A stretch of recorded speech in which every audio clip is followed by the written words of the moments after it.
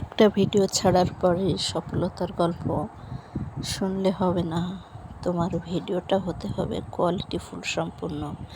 তোমার ভিডিওতে এমন কিছু থাকতে হবে যাতে ভিউজ আকর্ষণ করে, কোনো কিছু শিখতে পারে। তাহলে তোমার পরবর্তী ভিডিও দেখার সাথে সাথেই ক্লিক করবে, কারণ সে জানে তোমার ভিডিও থেকে সে কিছু জানতে পারছে, শিখতে পারছে। তো অবশ্যই এটি মাথায় রেখে কাজ করতে হবে।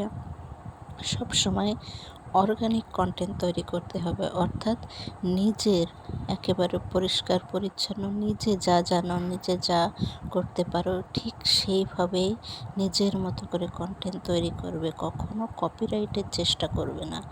সো এই জিনিসগুলো যদি তুমি ফলো করো তাহলে অবশ্যই তুমি দ্রুত সফলতার মুখ দেখবে। কখনোই নিরাশ হবে না। এটা হলো না, ওটা হলো না। পরিশ্রম করতে থাকো, ইনশাল্লাহ একদিন সফলতার মুখ দেখতেই পাবে ইনশাল্লাহ। তো সব সময় চেষ্টা করবে সঠিক নিয়মে অর্গানিকভাবে কাজ করতে, নিজের মতো করে কাজ করতে। কাউকে ফলো করে কাজ করবে না। হ্যাঁ, ফলো করবে সেটাই, কেউ ভালো কিছু করলো সেইটা মাথায় রেখে তোমার মতো করে তুমি কাজ করবে, তাহলেই তুমি দেখবে সফল হবে। আর সব সময় নিয়ম মেনে কাজ করতে হবে, সব সময় নিয়মের ভিতরে থাকতে হবে, নিয়ম মেনে চলতে হবে। তাহলেই তুমি জীবনে সফল হবে, কিছু করতে পারবে। সব সময় মাথায় রাখবে যে এটা আমার জব, এটা আমার চাকরির মতো।